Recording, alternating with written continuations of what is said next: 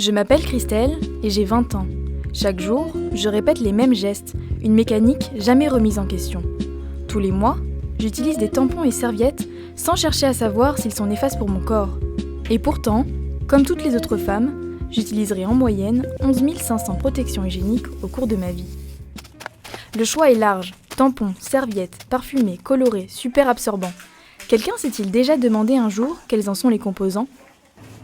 En tout cas moi, je me suis posé la question. J'ai regardé sur les boîtes et il n'y a aucune information à ce sujet. Sur internet, je tombe sur la pétition d'une jeune Française, Mélanie Doerflinger. Son objectif ? Imposer à Tampax de mentionner les composants de ses tampons sur les emballages. Je la contacte pour savoir si sa pétition a fait écho sur les fabricants. Ils étaient en train de réfléchir à savoir si ils pouvaient ajouter sur les emballages la composition, etc. Et qu'ils n'y avaient jamais pensé avant parce qu'ils préféraient de miser le marketing sur les paquets plutôt que de mettre la composition, et qu'à la fin, en ayant trop ciblé sur le marketing, il n'y avait plus de place sur les paquets pour eux. Sur le plan juridique, la mention des composants n'est pas obligatoire et les politiques s'en soucient peu. C'est hallucinant que le directeur de la santé avoue dans son courrier au directeur du cabinet de Madame Touraine qu'à ce jour, il ne peut pas me renseigner s'il y a des produits dangereux ou non dans ces tampons. Il est temps que les politiciens agissent. Plus de 68 000 personnes ont signé la pétition de Mélanie et attendent une réponse concrète. Les propos de Mélanie m'interpellent et me donnent envie d'en savoir plus. Je décide de disséquer moi-même des tampons pour en voir leur constitution. Pour cela, je réalise une expérience en essayant de reproduire ce qu'il se passe dans le vagin d'une femme portant des protections. Pour ce faire, j'ai utilisé 3 tampons de marques différentes. J'ai pris une bouteille d'eau minérale neuve et en ai versé le contenu dans un verre, puis j'y ai mis un tampon. 6 heures plus tard, 2 d'entre eux s'étaient désagrégés, laissant des dépôts blancs dans l'eau. Mais de quoi sont-ils constitués pour qu'un tel phénomène se produise ? Les mieux placés pour répondre sont Procter & Gamble et Johnson & Johnson. Ces fabricants de tampons, à eux deux, détiennent plus de la moitié du marché français de l'hygiène féminine. Dame Nature, je t'apporte ton cadeau mensuel. Tu sais, tes règles, il vaudrait mieux qu'ils partent. Non, il peut rester. J'aimerais bien voir comment. J'ai mon système. Procter & Gamble me répondent que leurs tampons contiennent du coton et de nombreux autres composants. Idem pour Johnson & Johnson, qui précise en plus que certains éléments du tampon sont traités sans expliquer comment. Puisque les industriels ne sont pas en mesure de me donner une réponse claire, je me suis tournée vers les scientifiques.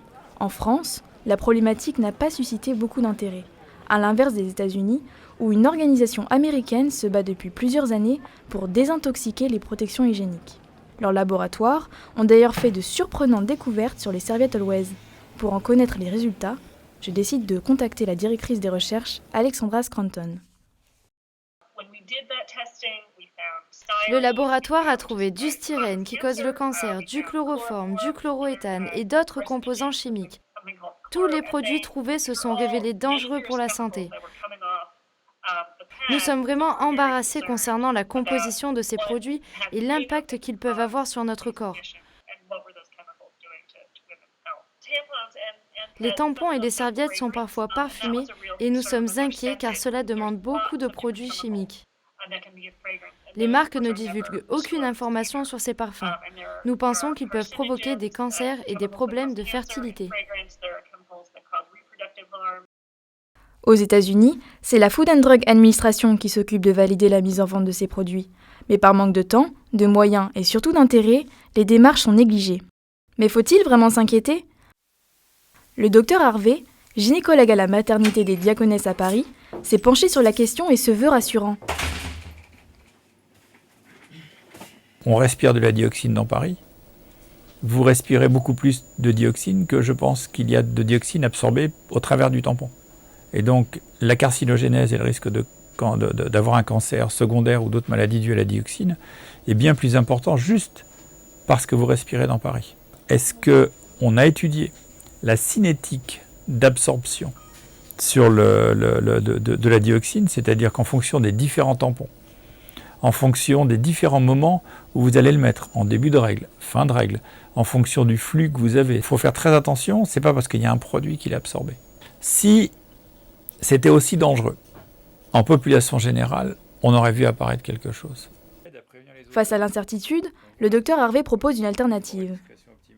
Si le chlore est utilisé uniquement pour blanchir, autant le retirer. S'il est utilisé et pour blanchir et pour désinfecter, à ce moment-là, quel autre produit va-t-on utiliser pour faire en sorte que le tampon soit propre? Donc la question que je me suis toujours posée, c'est est-ce que les femmes accepteraient d'avoir un tampon couleur écrue qui ne soit pas blanchi?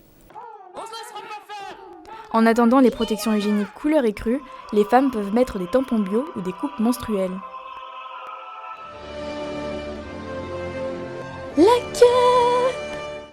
Après notre tournage, nous apprenons que le laboratoire indépendant et français Analytica a découvert 20 à 30 contaminants organiques néfastes dans les tampons, des chiffres supérieurs à ceux donnés par les industriels. Pour le moment, le gouvernement n'a pas réagi. Porter des tampons ou pas, bio ou classique, chaque femme est libre de son choix. Mais ce qui est certain, c'est qu'elles ont le droit d'être informées.